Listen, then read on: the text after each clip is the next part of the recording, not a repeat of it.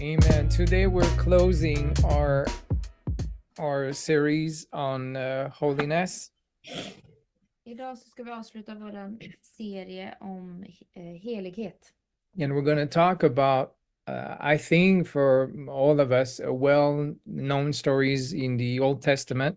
Och vi kommer att prata om en väldigt känd historia i Gamla testamentet. And we're gonna look at Daniel and then those three Hebrew boys, Shadrach, Meshach, and Abednego.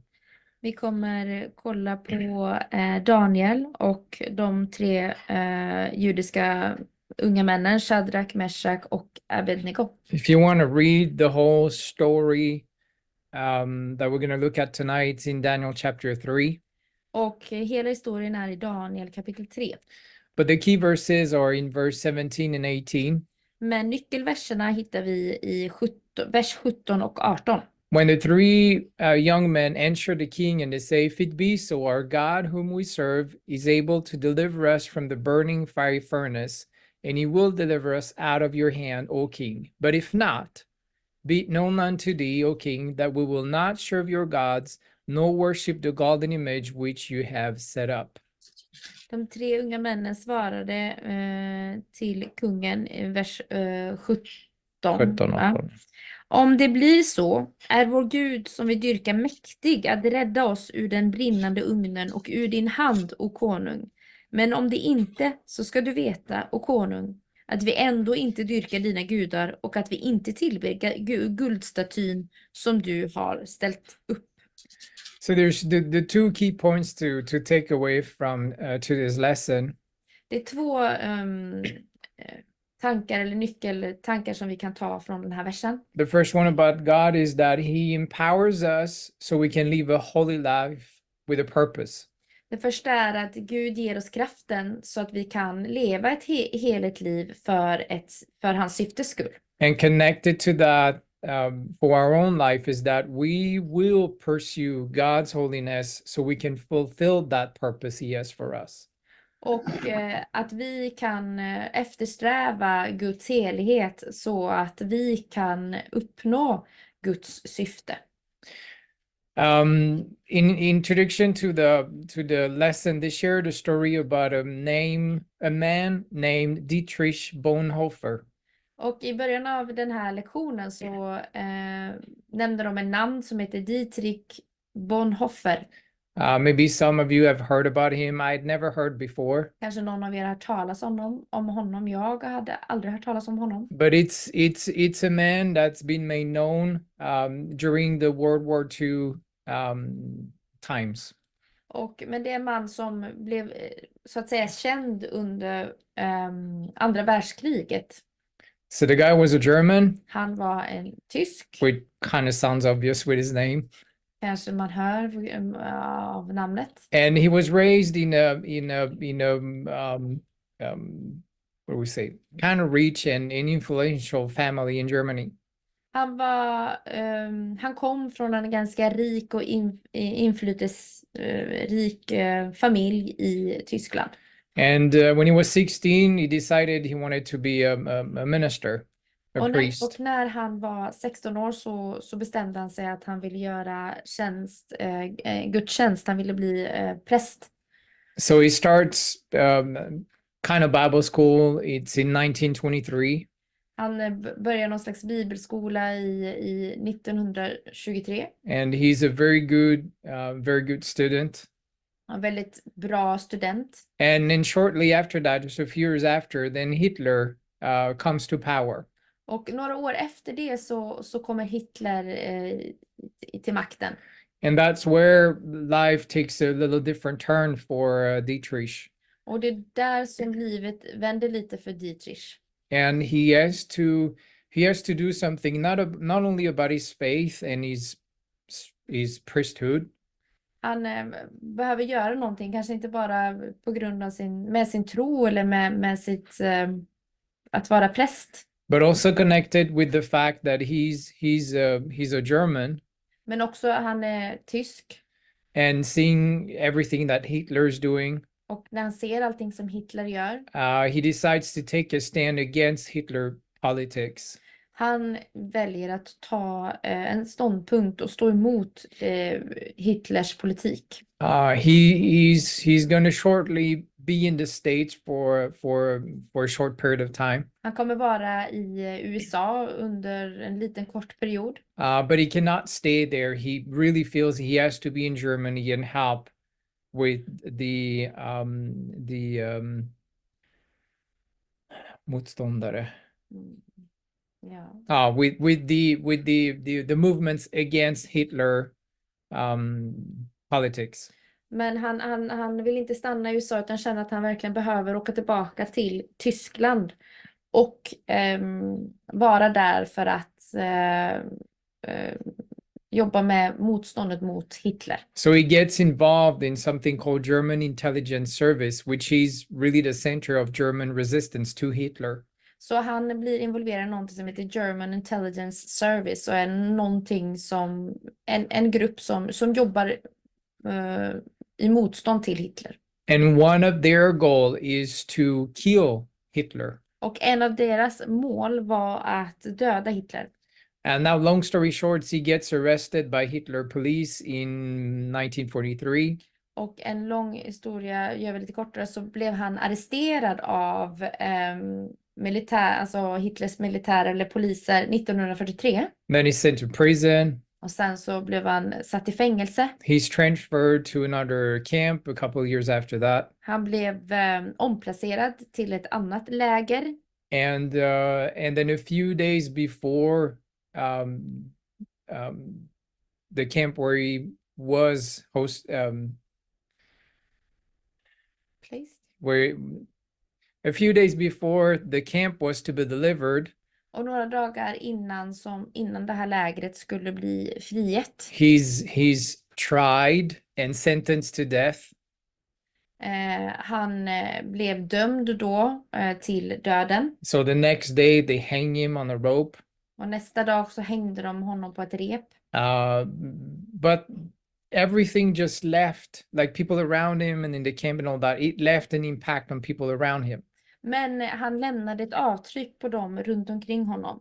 So he was a theologian. Han var en teolog. He was a pastor or priest. Han var en pastor eller en präst. He was a spy. Han var också en spion. And then he died for his faith and what he believed in. Han dog för sin tro och det han trodde på. So we maybe cannot say he was a more modern day Daniel, but close enough. Han kanske inte var en modern Daniel, men ganska nära. His life, even if it was short, Även fast hans liv var ganska kort. when you study it, it's a powerful witness of he was fully dedicated to his godly calling. Men han var fullt hängiven sin gudomliga tjänst och sitt kall. And it's also a reminder that the ultimate cost of discipleship is to lay down our life. Och det är en påminnelse om att det ultimata sättet att följa Kristus är att ge sitt liv. And that's what those three young men were about to do in Daniel chapter 3. Och det var det som de här 3 unga männen faktiskt gjorde eller var villiga till att göra i Daniel kapitel 3. Now I think it's really hard for us to really imagine what Daniel and those other Hebrew boys went through. Det kan vara svårt för oss att förstå exakt vad Daniel och de andra 3 unga männen, hebreiska unga männen, gick igenom. We read the story. Vi läser historien. And we try to imagine what it could have been like. Vi försöker kanske förstå lite grann hur det skulle kunna vara. But it's still very far from us to really understand what they have experienced. Men det kan vara svårt att greppa vad de verkligen har upplevt. They were young children where they were taken away from their homes in Israel. De var väldigt unga barn när de blev när de blev omplacerade eller flyttade från sitt hemland.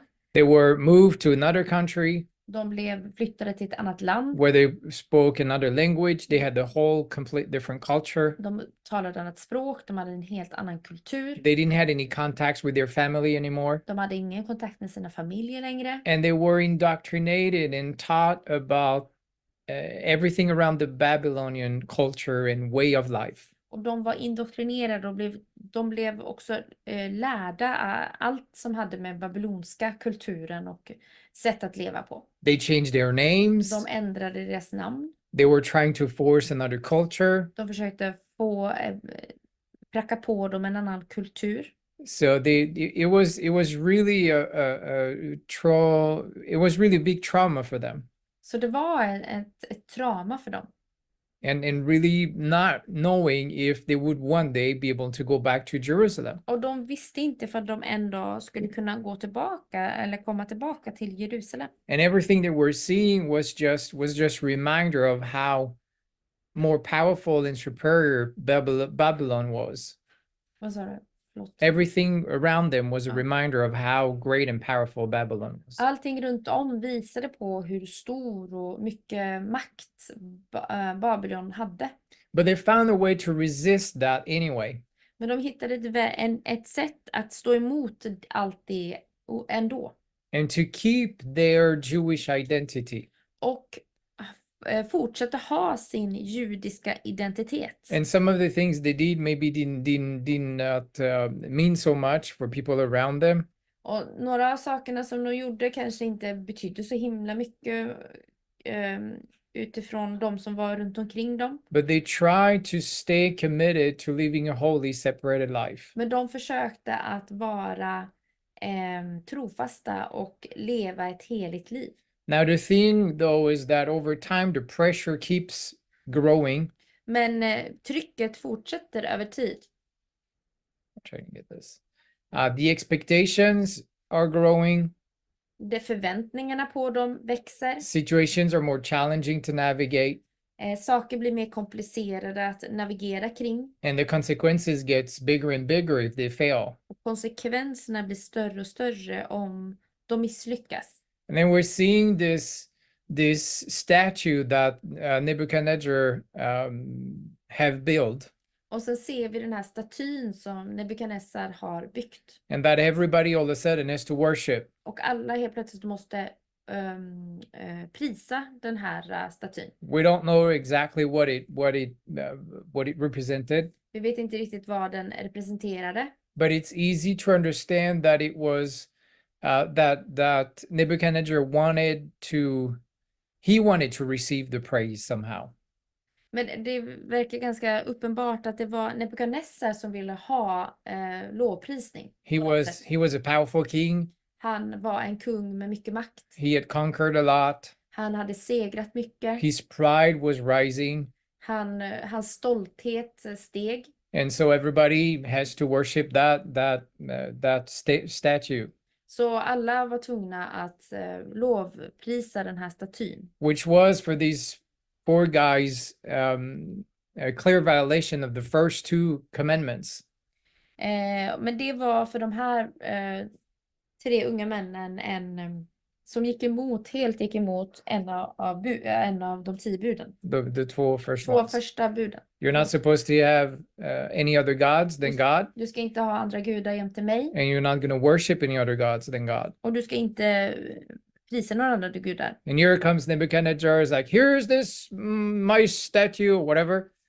Och då kommer Nebukadnessar och säger, här är min staty. And when we're going to play the music, och när vi spelar musik, everybody has to bow down and worship that God. Alla måste böja sig ner och dyrka den här guden. And if you don't, och ifall du inte gör det, you're going to die. We're going to put you in a fire furnace and you're going to burn to death. Då kommer du få brinna kastas in i en brinnande ugn och dö.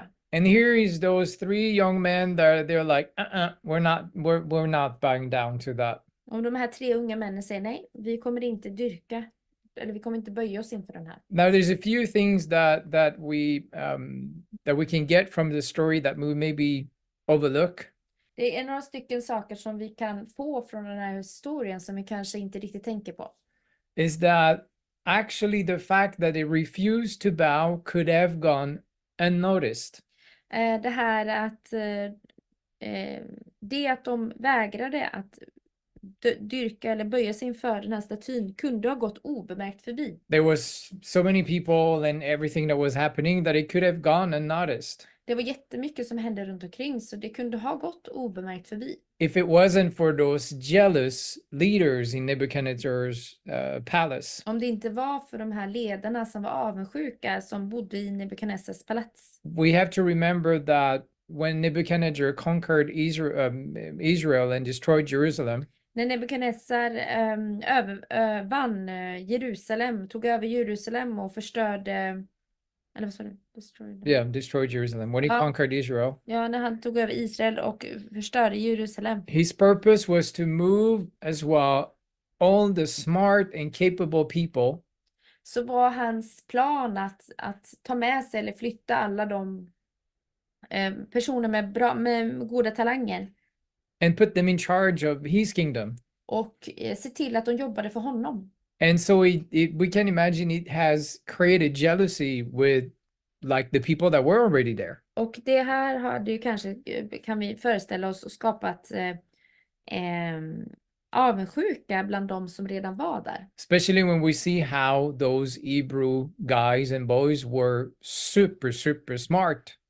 Speciellt när vi ser hur smarta och kloka de här unga hebreiska männen var. And so we can be sure that they had eyes on them. Så vi kan vara ganska säkra på att folk tittade på dem, uppmärksammade dem. And so here are those jealous people who's like, oh, they're not buying. We're going to go tell the king. Och här är de här personerna som kanske avundsjuka och pekade ut dem och säger, men de bugar ju inte. Vi behöver berätta det här för kungen. Yeah, king, there's those Jews that you've put in charge of your kingdom. They're not bowing to your statue. Kungen, de här som du har gett ansvar till, de böjer sig inte ner inför den här statyn. What are you going to do about it? Vad kommer du att göra åt det? And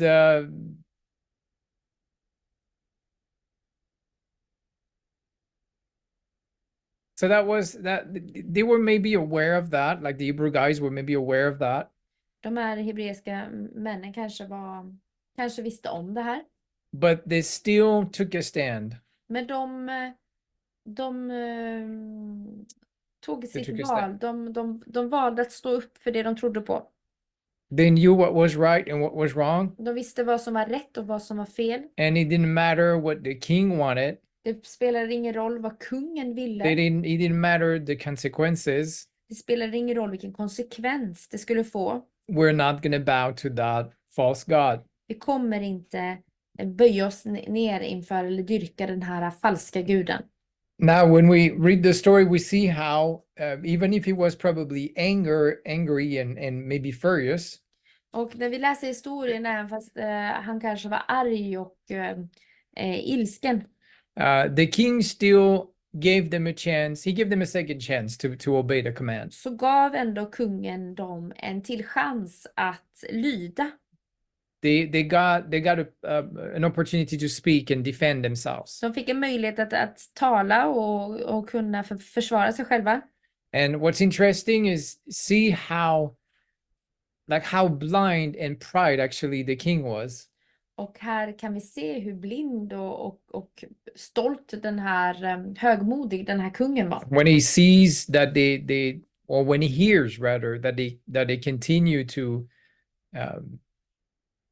not to be willing to bow to the statue. När han hör att de inte är villiga till att böja sig inför den här statyn. He tells them, who is that God that will deliver you out of my hands? Vem är den här guden som kan rädda er ur mina händer?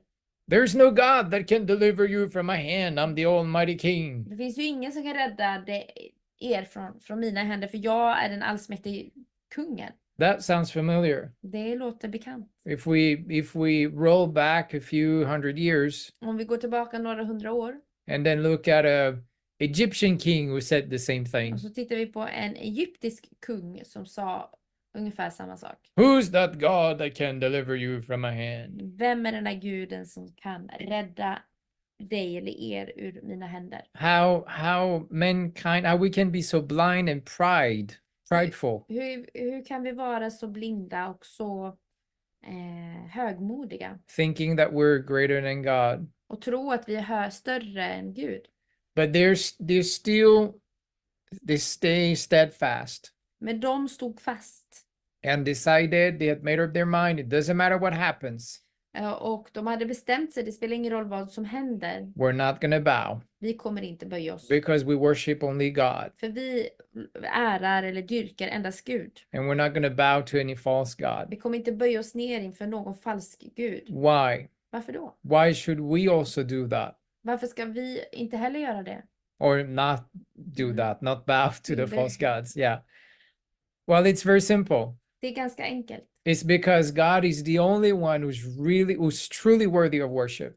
För Gud är den enda som är verkligen värdig all ära och pris. There's nobody that is as faithful as he Det is, finns ingen som är lika trofast som that honom. as righteous as he is, Så rättfärdig som han är. as powerful as he is, Så mycket kraft som han har. as loving as he is. Så mycket kärlek som han har. That's it. Det är allt. There's no human being that come even close. Det finns Not ingen at all. människa som ens kommer nära. We sometimes put our hopes in governments and institutions. Vi kan sätta vår tro och tillit och hopp till samhället eller till regeringen. Central banks have to fix our economy. They're going to fix it. Centralbanken ska fixa till vår ekonomi. Or even people think celebrities can fix all the world's problems. Och en del tror kanske att de kändisarna kan fixa alla världens problem. But none of us can fix anything. Men det finns ingen av oss som kan fixa något. Only God can. Bara Gud kan. All our solutions, they're flawed because we're humans. Alla våra lösningar är inte felaktiga, men de misslyckas. Vi är bara människor. And the same way it was for the Hebrew. Och på samma sätt var det för de här hebreiska männen. We're also tempted or bombarded every day.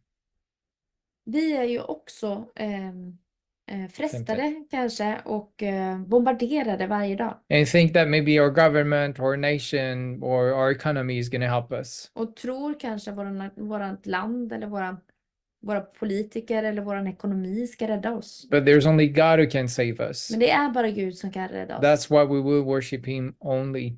Det är därför vi vill bara prisa honom. And those 3 young men, Och de här 3 unga männen. what's interesting to see is that they didn't need to think about what they would be doing.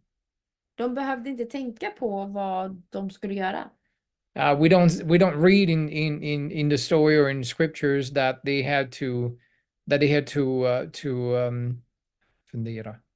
Think about what they wanted to do. Det står ingenting i bibelverserna om att de behövde liksom fundera eller tänka på en stund, reflektera över vad de ville göra. We read rather that they had a made up mind from the start. Men vi läser faktiskt att de stod fast från början. We're not going to worship that. Vi kommer inte prisa det där. Whether or not the God we believe in will save us. Oavsett om den Gud som vi tror på kommer rädda oss. We know he can. Vi vet att han kan. We don't know if he will or not. Vi vet inte om han kommer att göra det eller But inte. regardless of that, we're not going to bow down. Men oavsett så kommer vi inte böja oss ner. We're going to worship only him. Vi kommer bara prisa honom. So they were steady in their mindset. Så de stod fast vid sitt beslut. They had great determination. De hade bestämt sig.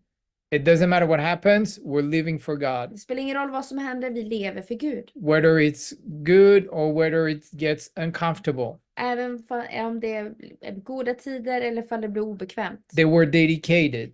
De var hängivna. They didn't have a faith that serves God as long as it's convenient. De hade ingen tro som tjänade Gud endast när det var bekvämt. Or when it was safe. Eller när det var säkert. And as soon as it starts not getting safe, well, we don't have to worship that God anymore. Och så fort det börjar bli lite osäkra tider så nej, vi behöver inte prisa den guden längre. And so the same way they were dedicated, we have to be dedicated as well. På samma sätt som de var hängivna Gud så behöver vi också vara det. To have that conviction and determination. Att ha den bestämdheten. Whatever happens, Oavsett vad som händer. whatever the cost, Oavsett vad det kostar. if it's uncomfortable or not, Om det är obekvämt eller inte. I have made up my mind. Jag har bestämt mig. And I'm going to serve and worship him only. Jag kommer tjäna honom och bara honom. Even if it costs my life, I'm going to worship him. Oavsett om det kostar mitt liv så kommer jag tjäna honom. That was their decision, and it has to be our decisions as well.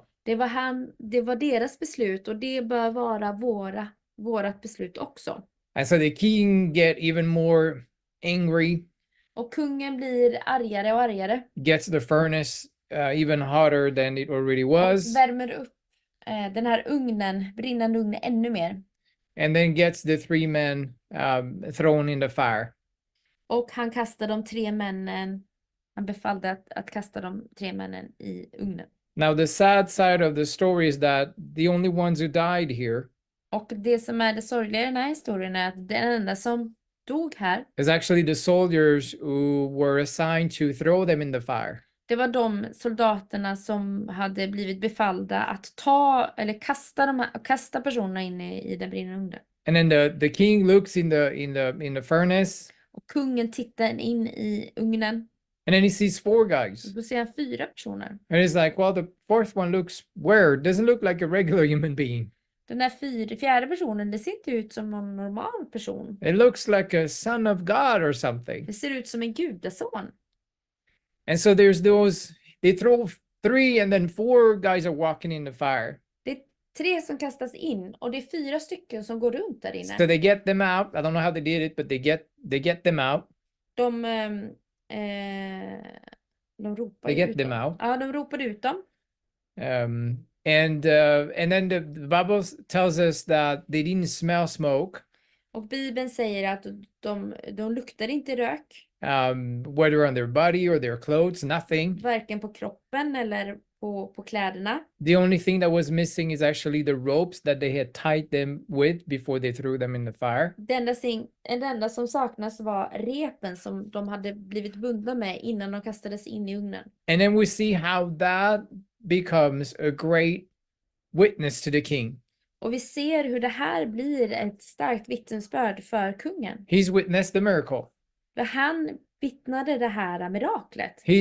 He's told them, nobody can deliver you from my hand. Ingen kan rädda er från mina händer. I'm the bigger God here on earth. Jag är den som är störst. And here, the guys are still alive. Men här lever de fortfarande, de här 3 männen. And he makes the king realize that he's not the bigger. Och kungen förstår att han är inte den som är störst. And then he says this. Och sen säger han. He says, blessed be the God of Shadrach, Meshach, and Abednego, who has sent his angel and delivered his servants that trusted in him. It's in Daniel 3:28. Och i Daniel 3:28 så säger Nebukadnessar, lovad är Shadrach, Meshachs och Abednegos Gud som sände sin ängel och räddade sina tjänare. De litade på honom och gick emot kungens befallning. Eller hur långt ska jag läsa? Delivered his servants that trusted in him. Mm. Yeah. So it's kind of interesting how a few verses earlier he said, who's that God that can deliver you from my hand? Det är ganska intressant att några verser tidigare så sa han, vem är den där guden som kan rädda er från mina händer? And here he answers his own question. Och här så svarar han sin egen fråga. Well, it's the God of Shadrach, Meshach, and Abednego who can deliver you from my hands. Det är Shadrach, Meshach och Abednegos Gud som kan rädda er från mina händer. And he even went further and then reversed his decree. Han gick till och med längre och han tog tillbaka sin befallning. So people will not have to bow down to his image or his false God anymore. Att personer behöver inte böja sig ner inför hans gudabild längre. But if people would talk bad about the God of Shadrach, Meshach, and Abednego, men ifall personer pratade ovärdigt eller pratade ner Shadrach, Meshach och Abednegos Gud, they will be tortured and killed. Skulle de bli torterad och dödad. Because there is no other God that can deliver. För det finns ingen annan Gud som kan rädda som han. So it was really strong. Their determination was a strong witness to the king and turned him. Så deras beslutsamhet var ett stort vittne för kungen och gjorde att kungen omvände sig. Now, if we keep on reading the story, we don't see how the king became a worshiper of Jehovah. När vi fortsätter läsa historien så ser vi inte ifall Nebukadnessar eller kungen blev började tro på Jehova. It doesn't look like it because a few chapters later, when Daniel's thrown in the lion's den, Det ser inte så ut utifrån att några kapitel senare när Daniel kastas i lejongropen. we still see the king asking Daniel's like, did your God save you? Då ser vi fortfarande att kungen frågar, räddade din Gud dig? So sometimes we may wonder like, what's the point to the dedication and the commitment? Så ibland så kan man kanske fråga sig, men vad gör det för skillnad med den här bestämdheten, beslutsamheten? What's the point with being a witness Finns det någon vits i att vara ett vittnesbörd? if people don't get saved? För andra inte blir If frälsta. they don't start walking with God? Om andra inte börjar vandra med Gud. Well, the thing is that our witnessing has two different outcomes. Det är så att det att vi vittnar har kan få två olika resultat. The first one is that people convert. Det första är att människor omvänder sig, konverterar. And that's the one we hope for, and that's the one we celebrate. Det är den vi hoppas på och det är den vi firar. And the other one where they don't is that they are condemned. Och den andra är att då blir de dömda. And that's a sad one. Och det är väldigt sorgligt. Because they decide not to act upon the witness. Och för de har valt att inte agera på det vittnesbördet. Not to accept that God that died for them.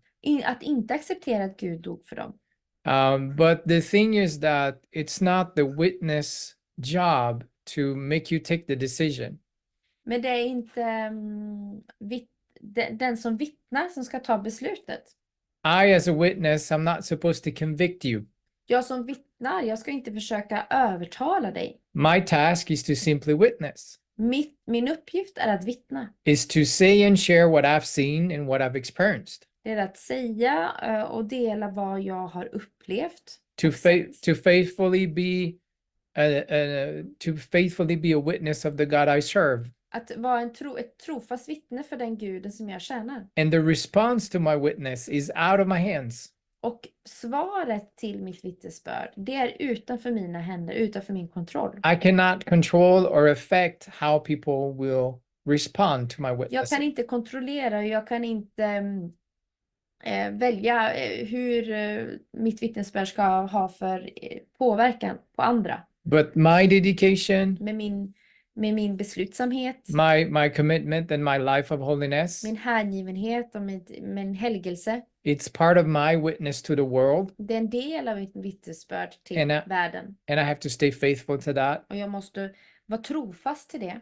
So that so many as possible will decide to respond and convert. Så att så många som möjligt väljer att svara på det vittnesbördet och konverterar. And if we circle back to our German guy here in the beginning of the lesson today. För vi kommer tillbaka till vår tyska man här som vi pratade om i början av lektionen. There was a doctor there at the camp. Det var en doktor som var på plats där också i det här lägret. And that he witnessed the last minutes of Dietrich's life. Och han vittnade Dietrichs sista minuter i livet. And he said about him that he had never seen a man die so entirely submitted to the will of God. Han sa sen att han hade aldrig sett en man dö som var så hängiven Gud. So when God made that covenant to Israel. Och när Gud gjorde den här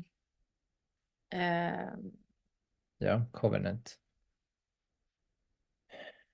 What's the word? När Gud gav Israel jag kan inte ihåg vad det heter på svenska. Förbundet, tack. När Gud gav förbundet till i Israel. So he told the people they would act as a priest among the community of all the nations around the world. Så sa Gud att de skulle vara som en präst gentemot de andra runt omkring. They were to teach the rest of the world what it means to serve Jehovah God. De skulle lära de andra runt omkring och visa hur det är att tjäna Jehova Gud.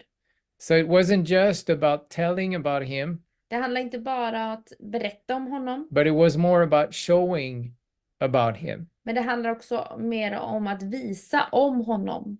And so when we pursue holiness, Så när vi söker efter eller strävar efter helgelse, it's not just something we do because we're saved det är inte bara någonting vi gör för att vi är frälsta and to ensure that we go to heaven when we die. och vi ser till att vi kommer till himlen när vi dör. Yes, it's an expectation as a believer to live a holy life, Ja, det finns en förväntan att vi ska leva i helgelse. but the purpose is mostly about being a witness for people around us. Men anledningen är att vi ska vara ett vittnesbörd för dem runt omkring oss. So that somehow it can impact and affect their salvation. Så att vi kan ha inflytande i deras frälsning. That the way we live Att på det sättet vi lever, and act and talk and behave agerar, pratar, uppför oss. is a powerful witness to the world around us, Ett kraftfullt vittnesbörd för dem runt omkring oss. so that they can respond and convert. Så att de kan svara till det och kan omvända sig.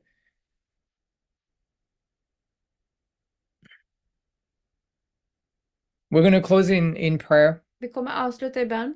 We're going to thank God first for this opportunity we have to be involved in that, sharing the gospel around the world. Vi ska tacka Gud för att vi kan få vara del av det här, att dela hans budskap med världen. God uses each one of us. He uses our commitment and dedication. Gud använder var och en av oss. Han använder våran hängivelse.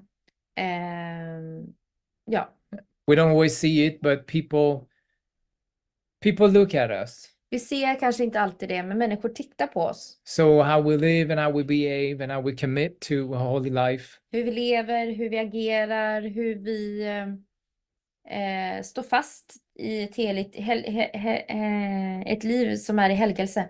It's a witness for people, even if we don't notice we're witnessing or aware of it. Även fast man inte kanske märker det, så är vi vittnesbörd. So we're going to thank God for that opportunity we have, Tacka Gud för den möjligheten.